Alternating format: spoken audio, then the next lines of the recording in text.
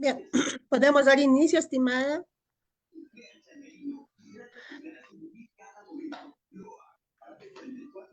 ¿Me confirman, por favor?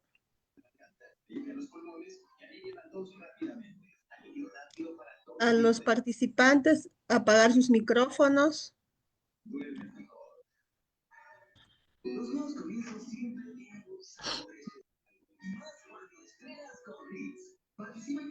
Ok, vamos a iniciar.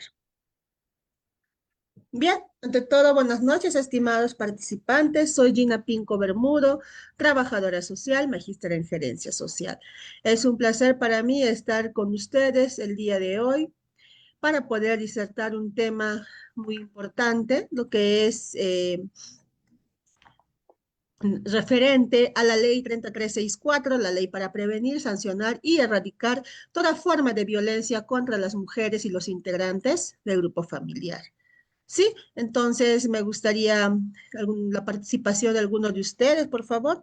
Si alguno trabaja en alguna institución que tiene como marco legal, marco normativo esta ley, por ejemplo, los servicios que brinda el Programa Nacional Aurora están enmarcados bajo la ley 3364, ¿no? Como es el programa, o claro, el programa o los servicios que brinda el CEM, que es el Centro de Emergencia Mujer, tanto regular como CEM Comisaría, el chat 100, línea 100, ¿qué otros servicios? El SAR, ¿no? Que es el Servicio de Asistencia Rural, otros servicios que brindan o que se brindan dentro del Programa Nacional Aurora en el marco de la Ley 3364. Entonces, ¿cuántos de ustedes trabajan, por ejemplo, en un SEM, en el Programa Nacional Aurora, en un SAR? Me gustaría conocer los estimados participantes mientras voy compartiendo el material del día de hoy.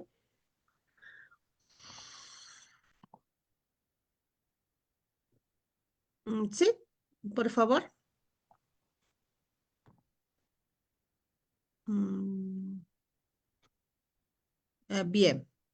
Entonces, vamos a iniciar mencionando que, como les decía, que en el marco de la ley 3364, muchas instituciones realizan su trabajo o la labor como tal en beneficio y a favor de las mujeres víctimas de violencia, los integrantes del grupo familiar y los afectados por violencia sexual, ¿no?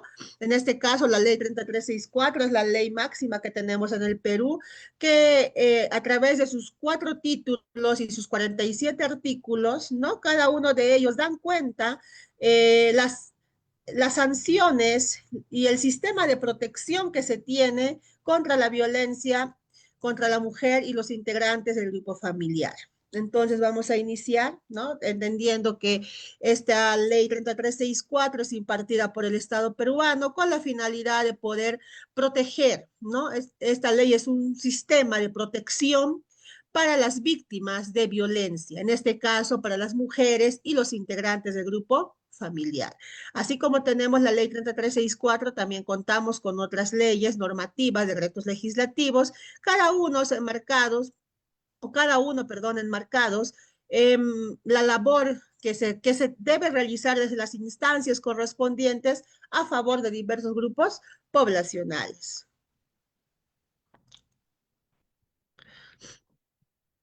Bien, entonces vamos a mencionar que la ley 3364 es la ley para prevenir, sancionar y erradicar la violencia contra las mujeres y los integrantes del grupo.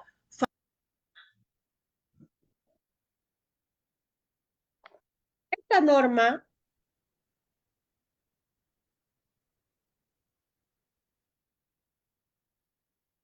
perdón, esta norma es promovida o ha sido promovida por el Estado peruano a fin de prevenir, erradicar y sancionar toda forma de violencia contra las mujeres por su condición de tales, ¿no? Y también por los integrantes del grupo familiar, producida tanto en el ámbito público como privado también, especialmente cuando se encuentran en situación de vulnerabilidad. ¿Y quiénes son esas personas que se encuentran en situación de vulnerabilidad?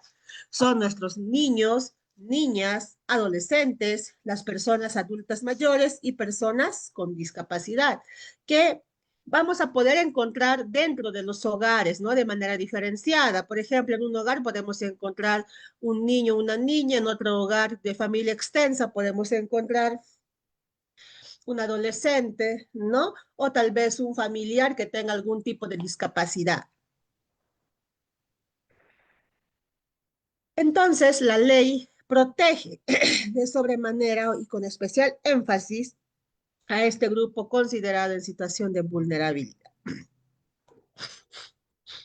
Asimismo, esta ley 3364 establece mecanismos, medidas y políticas integrales de prevención, de atención y protección de las víctimas, así como la reparación del daño causado, ¿no? Y por su parte dispone la persecución, la sanción y la reeducación de los agresores sentenciados con la finalidad de que de garantizar a las mujeres y al grupo familiar una vida libre de violencia, asegurando el ejercicio pleno de sus derechos. Es importante señalar que el MIM, que es el Ministerio de la Mujer y Poblaciones Vulnerables, es el ente rector en materia de prevención, en materia de protección y atención de la violencia contra las mujeres y los integrantes del grupo familiar, y es también el responsable de la coordinación, de la articulación y vigilancia de la aplicación efectiva y del cumplimiento de esta ley, ¿no? Entonces, lo que tenemos que entender que la ley 3364 es una norma del Estado peruano, ¿no? Que ha sido promovida con la finalidad de poder brindar esa protección necesaria tanto a las mujeres como a los niños, niñas, adolescentes, personas adultas mayores y personas con discapacidad. Y por su parte, entender también que dentro de esta ley 3364, a través de sus 4 capítulos y 47 artículos, vamos a poder observar los mecanismos, las medidas y políticas integrales, tanto de prevención, atención, protección también de estas víctimas, así como también la reparación de ese daño causado, es decir, de las sanciones y de la reeducación que se imparte a los sentenciados, pero no con la finalidad de que se dé un especial trato a los sentenciados, sino con la finalidad de que podamos garantizar que las mujeres y el grupo familiar que haya sido víctima de violencia eh, se pueda, ¿no? Erradicar este tipo de situaciones si se reeduca a los agresores. Entonces, desde la ley 3364 vamos a poder encontrar en cada uno de ellos las acciones que vamos a realizar o que se deberían realizar. Entonces, esta ley es utilizada, como les decía, por los servicios del Programa Nacional contra la Violencia Familiar y Violencia Sexual, que es el Programa Nacional Aurora, ¿no? Dentro de sus servicios. Por ejemplo, como sabemos, los centros de emergencia mujer, tanto regular como en comisaría, trabaja bajo el marco de esta normativa. Los, el chat 100, línea 100, los servicios de atención rural también, ¿no? Trabajan en el marco de esta ley. Recordemos que el MIM, que es el Ministerio de la Mujer y Poblaciones Vulnerables, es quien vigila, ¿no? Que se cumpla esta ley, ¿no? Y como vamos a poder darnos cuenta, esta ley ha sido modificada en algunas terminologías, ¿no? O términos en algunos artículos con la finalidad de que se pueda entender de mejor manera y a través de esa interpretación de lo que es la violencia, por ejemplo, de lo que es los tipos de violencia o de lo que es la participación de los medios de comunicación, ¿no? Se pueda tener un concepto más definido, un concepto más explícito para poder brindar una atención adecuada y oportuna a este grupo poblacional considerado en situación de vulnerabilidad. Como les decía, esta ley cuenta con 4 títulos y cada título con sus respectivos capítulos, pero en general tenemos 47 artículos. En el capítulo 1 de las disposiciones generales vamos a poder ubicar el objeto de la ley. Habíamos mencionado una definición, sin embargo, es necesario señalar que esta ley tiene por objeto prevenir, erradicar y sancionar todo tipo de violencia producida en el ámbito público o privado contra las mujeres por su condición de tales y contra los integrantes del grupo familiar. En especial, como ya habíamos mencionado, a las personas en situación de vulnerabilidad. Medio de mucha concentración para la gente de Ayeles está Por conectada en este. favor, a los participantes, apagar sus micrófonos. Muchas gracias. Entonces, para ello, para el cumplimiento de este objetivo de la ley, se establecen diversos mecanismos, se vamos a establecer diferentes medidas y se va a establecer políticas integrales tanto de prevención, atención y protección a las víctimas, así como también esa reparación del daño causado y, por supuesto, dispone la persecución, la sanción y reeducación de estos agresores sentenciados con la finalidad de garantizar a las mujeres y al grupo familiar que hayan sido víctimas de violencia, ¿no? Asegurar una vida libre de violencia donde puedan ejercer plenamente sus derechos. Para ello, la ley se enmarca en 6 principios importantes, que es el principio de igualdad y no discriminación, el principio del interés superior del niño, el principio de la debida diligencia, el principio de la atención inmediata y oportuna, el principio de sencillez y oralidad, el principio de razonabilidad y proporcionalidad. Cada uno de estos principios importantes, ¿no? Son entes importantes, rectores que van a servir de soporte para que los operadores de justicia o los servidores de las entidades que trabajan a favor de la reducción de la violencia puedan realizar una atención oportuna, una atención adecuada a este grupo poblacional. Si hablamos del principio de la igualdad y no discriminación, por supuesto nos referimos a garantizar la igualdad entre varones y mujeres. Este principio nos menciona que se prohíbe toda forma de discriminación, entendiendo a discriminación, cualquier tipo de distinción, exclusión, restricción, ya sea basada en el sexo o que tenga por finalidad o por resultado menoscabar o anular el reconocimiento, goce o ejercicio de los derechos de las personas. Entonces, a través del cumplimiento de este principio, podemos entender que dentro de los servicios que trabaja a favor de la reducción de la violencia, no solamente es el trabajo con las mujeres, sino también con los varones. Definitivamente, las estadísticas son menores, ¿no? De los varones que de las mujeres. Sin embargo, existe violencia hacia los varones y es por ello que este principio de igualdad y no discriminación nos menciona que se garantiza esa atención igualitaria entre varones y mujeres. Por otro lado, el principio del interés superior del niño, ¿no? Es que en todas las medidas concernientes a las niñas, niños adoptadas por instituciones públicas o privadas de bienestar social, los tribunales,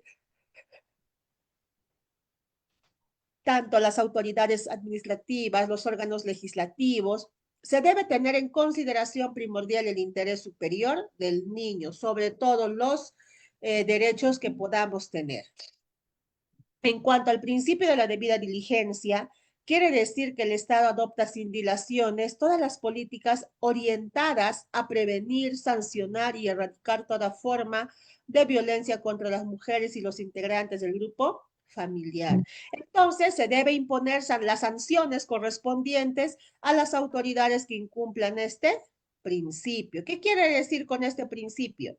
Que todos los operadores de justicia, las instituciones deben actuar de oficio, ¿no? Frente a este tipo de violencia o a este tipo de casos que son violencia, ¿no? Con la finalidad de poder prevenir, sancionar y erradicar toda forma de violencia contra las mujeres.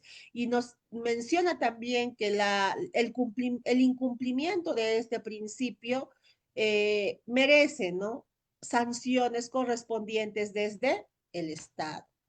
En cuanto al principio de intervención inmediata y oportuna, es que los operadores de justicia y la Policía Nacional del Perú, ante un hecho de amenaza o de violencia, deben actuar de forma oportuna, sin dilación, por razones procedimentales, formales o de naturaleza, ¿no? Por otro lado, el principio de la sencillez y oralidad nos menciona que todos los procesos por violencia contra las mujeres y los integrantes del grupo familiar se desarrollan considerando el mínimo de formalismo en espacios amigables para las presuntas víctimas, favoreciendo que éstas confíen en el sistema y colaboren con él para una adecuada sanción al agresor y la restitución de sus derechos vulnerados, ¿no? Entonces, cada uno de estos principios nos van o van a apoyar a los profesionales que trabajan dentro de una institución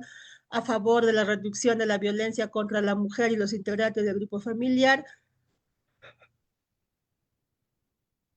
para que puedan brindar una atención oportuna y adecuada con el uso, por supuesto, de un marco legal, como es esta ley 3364, y utilizando también un enfoque teórico como son estos 6 principios que se ha mencionado. Por otro lado,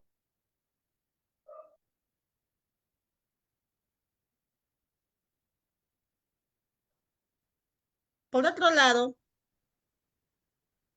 dentro de la ley vamos a poder ubicar también 6 enfoques, ¿no? Como es el enfoque de género, el enfoque de integralidad, de interculturalidad, de derechos humanos, de interseccionalidad y, por supuesto, el enfoque generacional. Cada uno de estos enfoques, al igual o conjuntamente con los principios, van a servir de marco conceptual para poder brindar una atención oportuna y adecuada a las víctimas de violencia.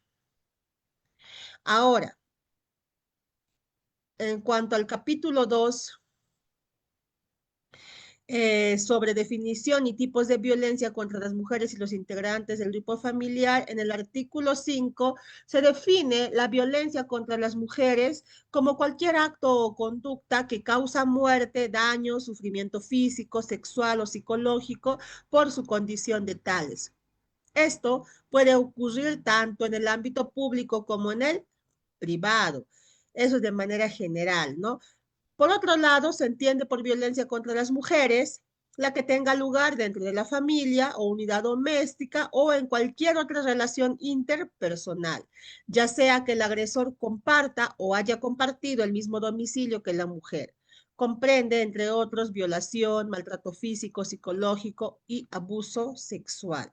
Por otro lado, violencia contra las mujeres es también la que tenga lugar en la comunidad, ya sea perpetrada por cualquier persona y comprende, entre otros, violación, abuso sexual, tortura, trata de personas, prostitución forzada, secuestro y acoso sexual en el lugar de trabajo, así como en instituciones educativas, establecimientos de salud o cualquier otro lugar. También se considera violencia contra las mujeres la que sea perpetrada o tolerada por los agentes del Estado donde quiera que ocurra. Entonces, la definición de violencia contra las mujeres es muy amplia y a la vez es muy específica. Por un lado, nos menciona que violencia contra las mujeres es aquella que se da dentro de un entorno familiar, exacto, ¿no?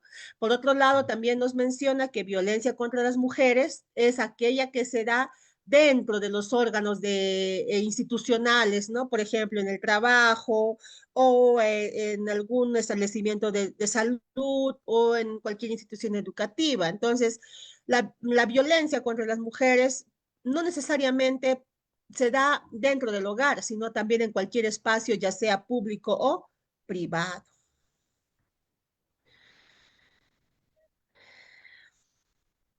Por otro lado, en el artículo 6, sobre definición de la violencia contra los integrantes del grupo familiar, se define, ¿no?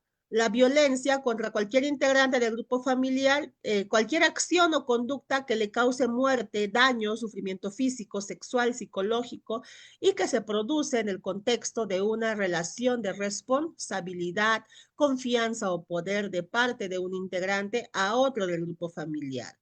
Dentro de esta definición, en el artículo 6, también nos menciona algo muy importante, que se debe tener especial consideración con las niñas, niños, adolescentes, adultos mayores y personas con discapacidad. Entonces, vamos viendo, ¿no? Que en cada artículo define qué es violencia contra la mujer, en qué espacio se viene dando esta problemática que suscita a nivel nacional, ¿no?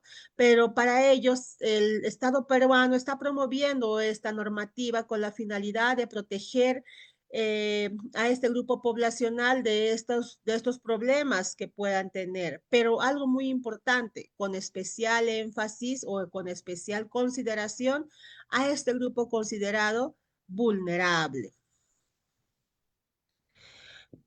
Y ello también nos vuelve a mencionar en el artículo 7 sobre sujetos de protección de la ley, ¿no? Nos menciona que las mujeres son sujetos de protección de la ley durante todo su ciclo de vida, ¿no? Ya sea niña, adolescente, joven, adulta y adulta mayor. Asimismo, los miembros del grupo familiar, las cuales pueden ser cónyuges, excónyuges, convivientes, exconvivientes, padrastros, madrastas, ascendientes, descendientes, los parientes colaterales de los cónyuges y convivientes hasta el cuarto grado de consanguinidad y segundo de afinidad, usa las cámaras de seguridad, hace su propia investigación, llega a identificar al delincuente y le entrega toda la investigación a la policía. La policía no detiene, pero cuando él vuelve a preguntar qué ocurrió con el detenido, le dice que por favor, a los organizadores, apóyenme. Con la policía de investigación de Miraflores, ¿qué es lo que pasó? ¿Por qué la policía no ha tomado en cuenta el minucioso trabajo que hizo este hombre para poder encontrar la camioneta que ya había sido robada? También les contaremos los detalles. Por favor, su micrófono. En el estudio les damos nuevamente las buenas noches y vamos a iniciar el noticiero con la historia de Xiomara. El día de ayer veíamos la indignación del padre y de muchos de sus vecinos. Por favor, los organizadores. Digamos, cuando se subió a un muro en el distrito de Lurigancho, Chosica, esta obra no terminada, inconclusa, no estaba cercada. La muchacha o la niña estaba jugando con otros amiguitos cuando de pronto se cae. Pero se cae de cara. Ella ahora necesita una operación urgente. El diagnóstico de los médicos es bastante severo. Veamos. Apaguen el micrófono, estimados participantes. Disfrutaba de su inocencia cuando de pronto la tragedia la alcanzó sin piedad. Un día después de los hechos, la pequeña Xiomara lleva una dura batalla en una camilla de hospital para recuperarse de su trágica caída de 5 metros que la ha dejado con severa fractura, heridas grabadas en su alma. Ok. Ya está. Ya pude apagar el micrófono. Por favor, tener más cuidado.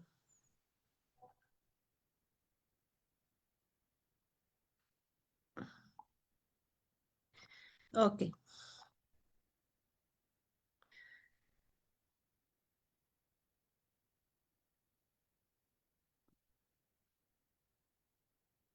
Vamos a continuar. Entonces estábamos mencionando que dentro de la ley nos menciona, ¿no? En los artículos sobre las definiciones importantes, el objeto de la ley también, en los tipos de violencia, pero en cada artículo, en este caso en el artículo 6, artículo 7, nos reitera, ¿no? Que se debe tener especial consideración con este grupo poblacional.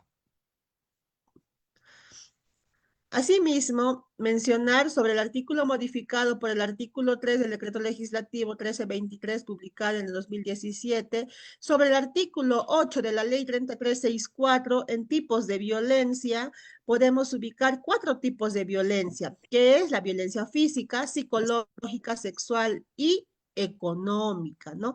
Si hablamos de la violencia física, es la acción o conducta que causa daño a la integridad corporal o la de salud.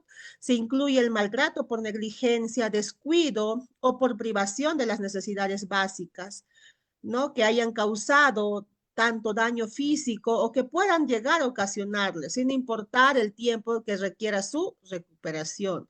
Por otro lado, la violencia psicológica está enmarcado más a controlar o a aislar a la persona en contra de su voluntad, a humillarla, a avergonzarla, a insultarla, estigmatizarla, ¿no? Todo ello con la finalidad de poder tener control sobre la misma.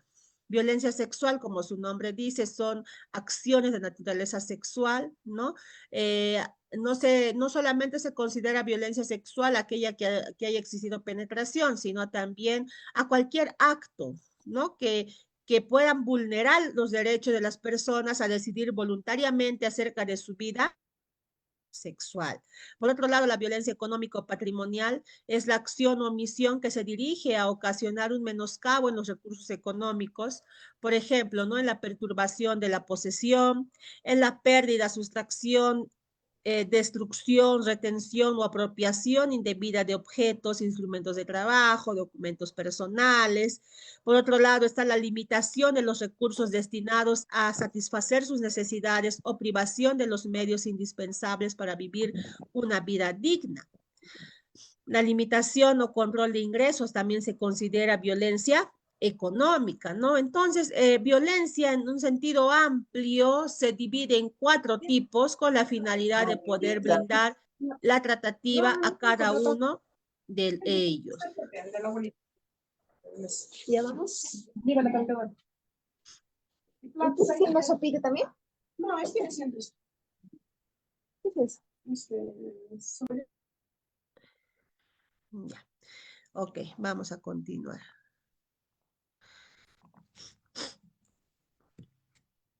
Entonces, en el capítulo 3 sobre derechos de las mujeres y del grupo familiar, podemos encontrar, ¿no? En el artículo 9 y 10 sobre derechos a una vida libre de violencia, derecho a la asistencia y protección integrales.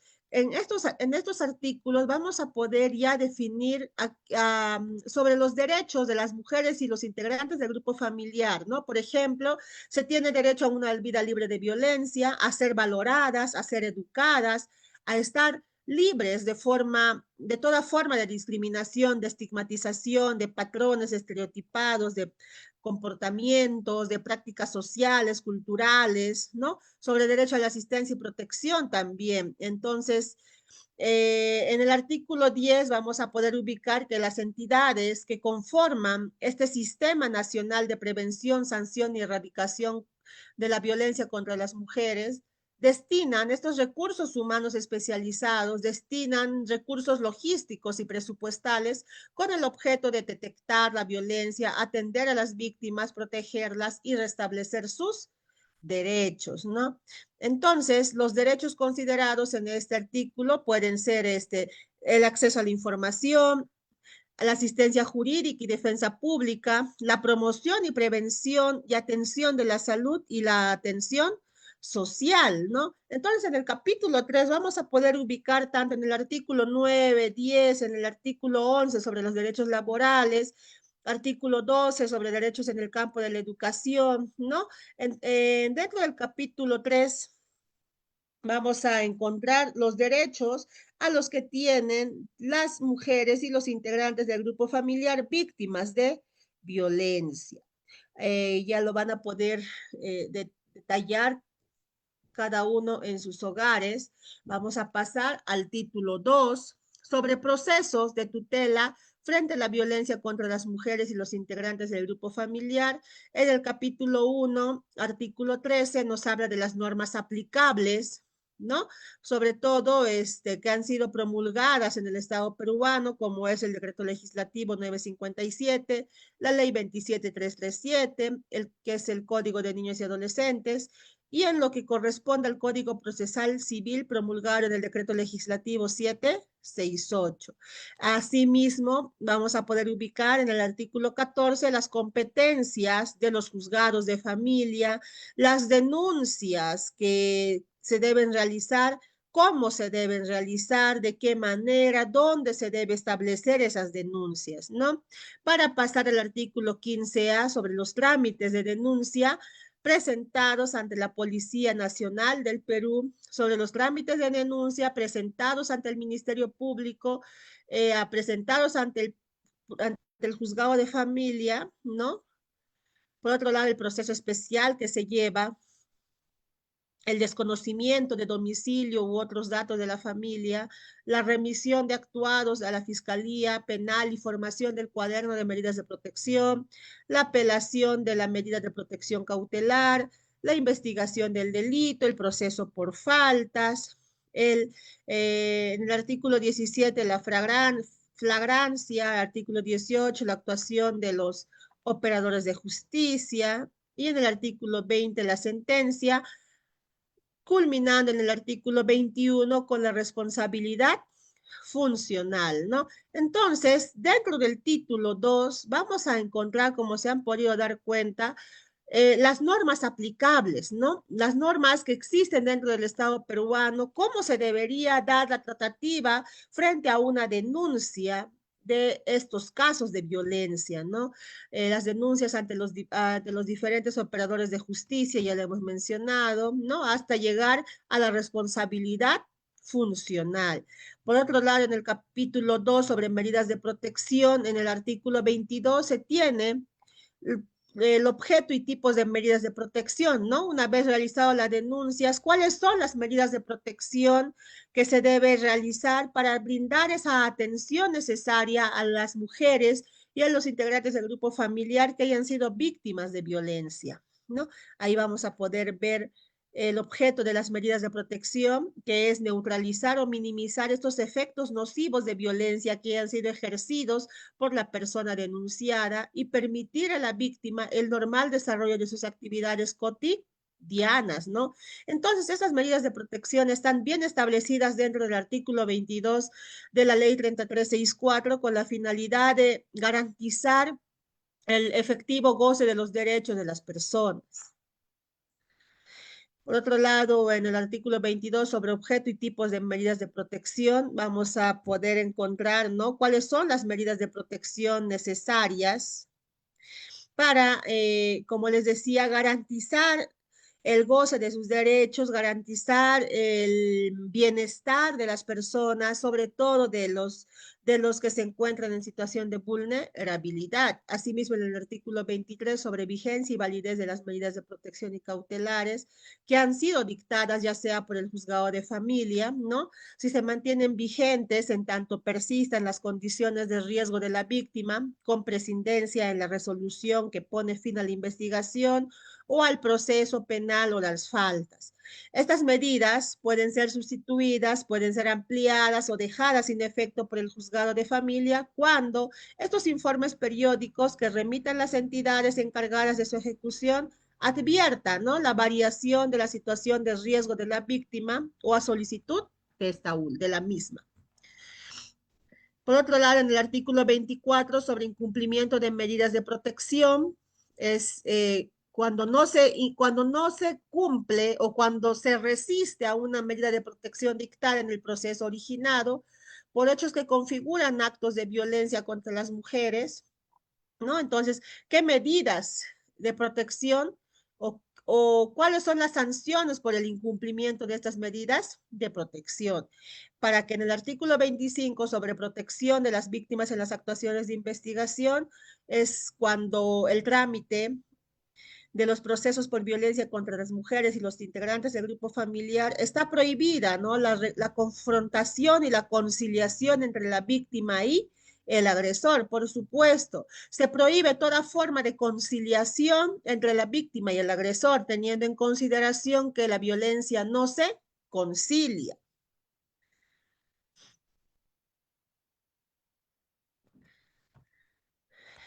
En cuanto a el artículo 26 sobre certificados e informes médicos, son los que van a calificar o van a valorar el daño físico, el daño psíquico, así como la afectación psicológica, cognitiva, conductual. Es decir, son todos los certificados e informes emitidos por un médico con la finalidad de poder servir de medio probatorio para proseguir con las investigaciones según tipo de violencia.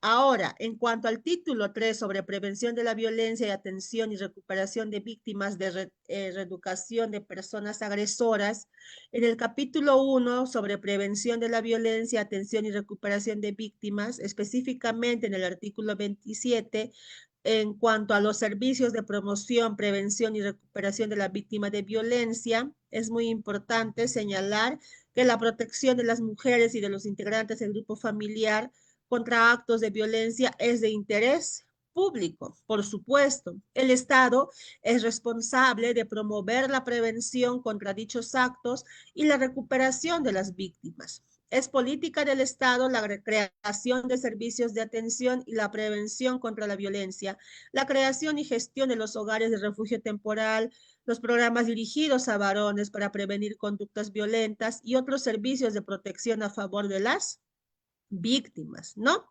Entonces, es función del sector, es decir, del MIM, coordinar, promover y articular la implementación de los servicios en cada localidad.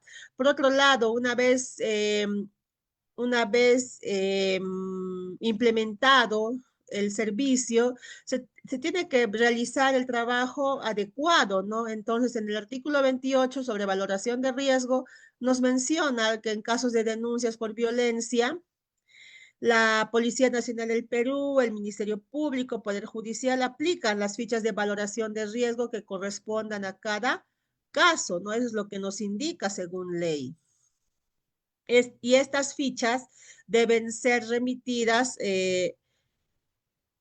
al juzgado de familia conforme el proceso regulado en la presente ley, el cual por supuesto se va a evaluar para su pronunciamiento sobre las medidas de protección y cautelares y deben ser actualizadas cuando las circunstancias lo ameriten. Por otro lado, en el artículo 29 sobre implementación y registro de hogares de refugio temporal, es política permanente del Estado la creación de estos hogares, ¿no? De refugio temporal, y el MIM implementa y administra el registro de estos hogares y que cumpla con los estándares de calidad para prestar el servicio de manera adecuada. En el capítulo 2 sobre reeducación de las personas agresoras, tanto en el artículo 30 y 31, nos menciona sobre la reeducación de las personas agresoras y el tratamiento penitenciario para la reinserción social a estas personas. En el artículo 32 también nos menciona el tratamiento para las personas agresoras en medio libre. Asimismo, en el título 4, finalmente, ¿no? En el título 4 sobre el Sistema Nacional para la Prevención, Sanción y Erradicación de la violencia contra las mujeres y los integrantes del grupo familiar, en el artículo 33, sobre creación, finalidad y competencia del sistema, ¿no? Se crea este sistema con la finalidad de poder prevenir, sancionar y erradicar la violencia contra las mujeres y los integrantes del grupo familiar. ¿Con la finalidad de qué? De coordinar, planificar, organizar y ejecutar acciones articuladas, integradas y complementarias para la acción del Estado en la prevención, atención, protección y reparación de la víctima, la sanción y reeducación del agresor a efectos de lograr la erradicación de la violencia contra las mujeres y los integrantes del grupo familiar, ¿no? Entonces, esa es la finalidad de este Sistema Nacional para la Prevención, Sanción y Erradicación de la Violencia. En el artículo 34 y 35 vamos a poder encontrar los integrantes del sistema, ¿no? Y en el artículo 35, entendiendo cuáles son esos sistemas. Uno, la Comisión Multisectorial del Alto Nivel, funciones de esta comisión, las instancias regionales de concertación, las instancias distritales de concertación, los instrumentos y mecanismos de articulación del sistema, el protocolo base de articulación conjunta, el registro único de víctimas y agresores y registro nacional de condenas. En el artículo 43 vamos a poder ubicar el Observatorio Nacional de las Violencias contra las Mujeres y los integrantes del grupo familiar con la finalidad de poder monitorear, recolectar, producir y sistematizar datos de información, haciendo seguimiento a las políticas públicas y los compromisos internacionales asumidos por el Estado en esta materia. En el artículo 34, los centros de altos estudios. En el artículo 45 sobre responsabilidades sectoriales, ¿no? En este caso el MIM, el Ministerio de Educación, el MINSA, que es el Ministerio de Salud, el MININTER, ¿no? Ministerio del Interior, Ministerio de Justicia y Derechos Humanos, el Ministerio de Trabajo y Promoción del Empleo, el Ministerio de Transportes y Comunicaciones, Ministerio de Economía y Finanzas, el Ministerio de Desarrollo e Inclusión Social, Ministerio de Defensa, Ministerio de Relaciones Exteriores, el Poder Judicial, el MP, también los gobiernos locales y regionales, ¿no? Y las obligaciones generales de los medios de comunicación. ¿Qué obligaciones tienen, ¿no? Los medios de comunicación para realizar la difusión de informaciones relativas a la violencia contra la mujer y los integrantes del grupo familiar? Garantizan con la correspondiente objetividad informativa, sobre todo teniendo en consideración la defensa de los derechos humanos, la libertad y dignidad de las mujeres víctimas de violencia, de sus hijos y de los demás integrantes del grupo familiar. Y por supuesto, tienen especial cuidado en el tratamiento gráfico de las informaciones. Y por último, en el artículo 47, la intervención de los pueblos indígenas u originarios y justicia en zonas rurales, ¿no? Como nos hemos podido dar cuenta, estimados participantes, la ley 3364 está conformada por 4 títulos y en cada uno de ellos define, ¿no? ¿Qué es lo que se debe de hacer? Por ejemplo, en el título 1 nos habla sobre las definiciones, el objeto, la importancia. En el título 2 vemos los tipos, ¿no? De violencia. En el título 3 hemos podido ver, no, en el título 2 sobre las denuncias, cómo se deben realizar las denuncias. En el título 3, cómo esas denuncias, dónde se realizan, ¿no? Cómo funcionan cada uno de esos operadores de justicia. Y en el título 4, ¿no? Hace mención a cada una de esas instituciones con la finalidad de poder eh, tener, ¿no? En consideración quienes están a cargo o quienes pueden participar en cuanto a la reducción de la violencia contra las mujeres y los integrantes del grupo familiar. Entonces, estimados participantes, agradecerles a cada uno y cada una de ustedes por su participación. Si tuvieran algún tipo de comentarios, algún tipo de dudas, los leo a través del chat o los escucho. Pueden activar sus micrófonos. Muchas gracias.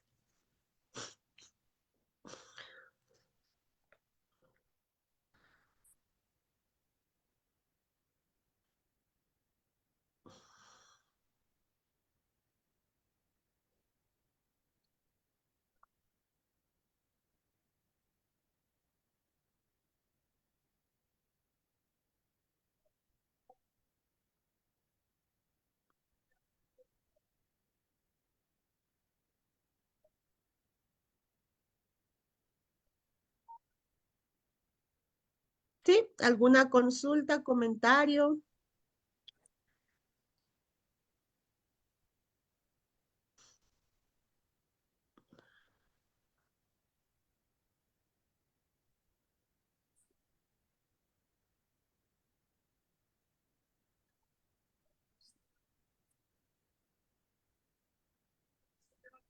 Bueno, me pareció claro, Nelson.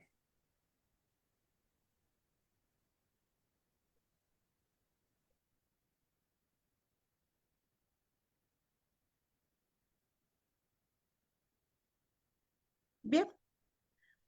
Entonces, si no tuvieran ningún tipo de consulta, dudas, comentarios, agradecerlas y agradecerlos nuevamente por su participación, esperando verlos y verlas en un próximo evento. Recuerden que la ley 3364, al igual que las otras leyes, son creadas con la finalidad de dar el uso adecuado y, por supuesto, tomarlos en consideración para brindar una atención integral y oportuna a los grupos poblacionales a los cuales están destinados, ¿no? Estas leyes nos sirven como marco legal, como les decía, nos va a servir de base para poder realizar un trabajo adecuado, eficaz y eficiente. Muchas gracias. Hasta pronto.